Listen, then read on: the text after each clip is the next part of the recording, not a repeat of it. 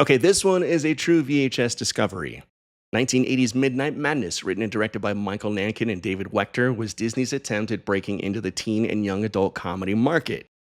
Animal House had just come out 2 years prior and became the highest grossing comedy in America at the time, and it would remain that way until Ghostbusters came along. So after accepting a pitch from Nankin and Wechter for a story about a bunch of kids having crazy hijinks from dusk till dawn, Disney set about making their own teen comedy and their very second ever PG-rated film after The Black Hole. Stephen Furst, hot off the success of Animal House, was cast along with David Naughton, who was not a known name at the time but would go on to do An American Werewolf in London. And they cast another first-time movie actor, some kid by the name of Michael Fox. So the story in the film is that a goofy grad student has put together some big scavenger hunt event to take place from sunset to sunrise. He sends out a bunch of cute girls to pass out invitations to hand-selected contestants, and they're tasked with forming their own teams. They all convene, they hear the rules, they're given their first clue. Then it's a zany race through Los Angeles and Burbank to complete all the clues and be the first team to the finish line. But there's no prize or anything. There's no money involved or any real stakes. I guess it's just a bunch of kids who were just f***ing bored living in Burbank, California in 1980. The film is now the movie. 5 diametrically opposed teams of college students are challenged to compete in a grueling all-night game. Midnight Madness. If Levitas and his animals decide to play, I want to be there and beat them. Midnight Madness. It's about winning and losing. The game that demands sophisticated strategy. 4 flat tires. Harold, you beached whale. Are we losing our temper? It's beautiful.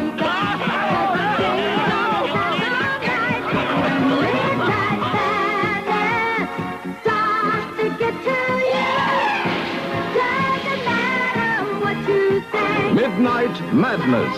It's about girls.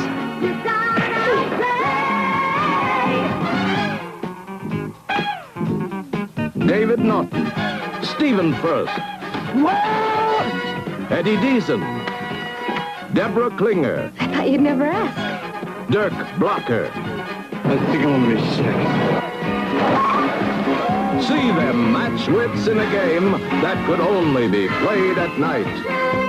Experience Midnight Madness for the most fun you can legally have in the dark.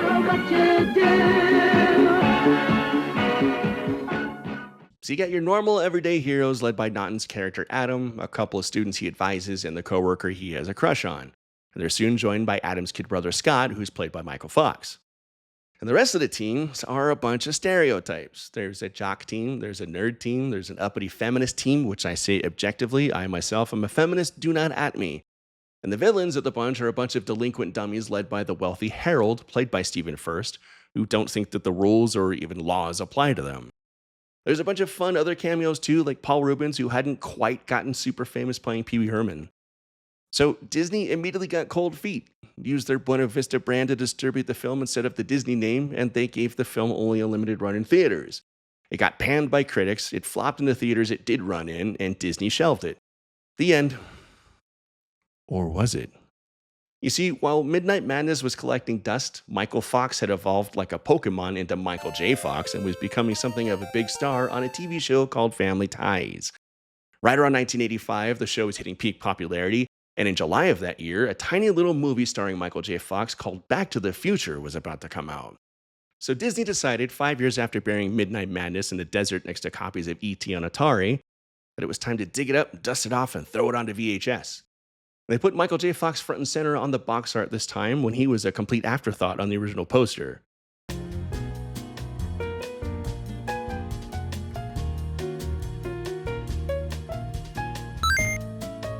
Combine this release with perpetual airings on HBO throughout the second half of 1985, and baby, you got a mild cult classic going.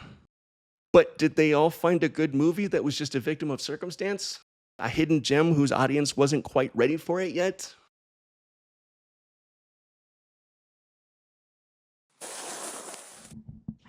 Not really. I kind of side with the critics who first reviewed it in 1980, who almost universally called it plotting and overstuffed with needless characters and with no real strength of humor to lean on. Disney's hesitation to put their brand on it is kind of silly in retrospect. It wasn't like they had created the next Animal House or Porky's and had to distance themselves from any sort of crude humor or raunchy gags. This is very safe, very vanilla fare with nearly all the jokes, if you want to call them that, relying almost entirely on the stereotypes of their characters.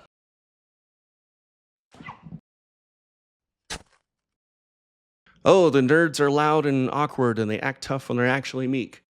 Two of the girls on the feminist team are obese, so when a food line at a carnival is sold out, that must be the direction they went in.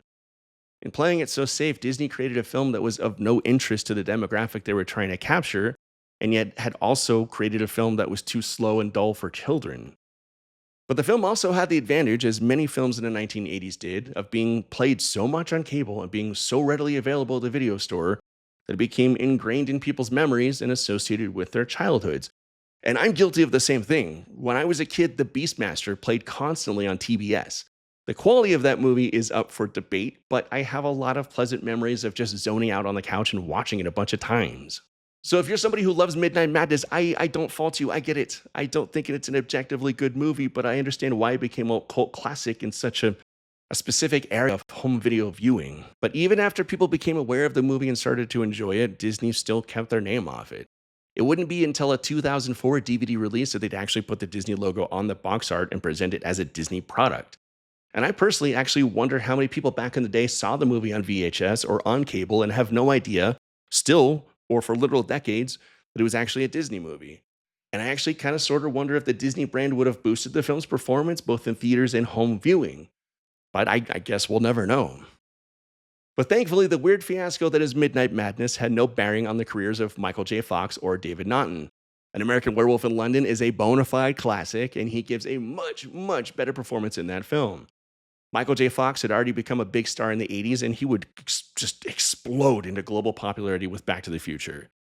So Midnight Madness ended up being a largely harmless film, if somewhat problematic by today's standards. It's certainly not the subject of any debates or thesis writing, and some of you may have never even heard of it. But I mean, hell, it was barely the subject of writing for the screenwriters themselves, am I right? And that'll do it for this episode of Midnight Madness. If you've got fond memories of this one, or if you remember it at all, please share them in the comments below. And as always, be sure to rewind before you return, and tell your friends you love them.